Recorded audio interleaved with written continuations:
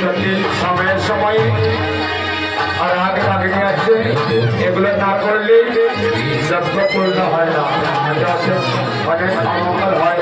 তাই কিছুক্ষণ সময় আমরা রাগ পরিবেশন করবো, একটু সময় না হলে প্রতি রাগের মধ্যে রাধা গোবিন্দের মিলন হয়, তাই রাগ পরিবেশন করতে হয়।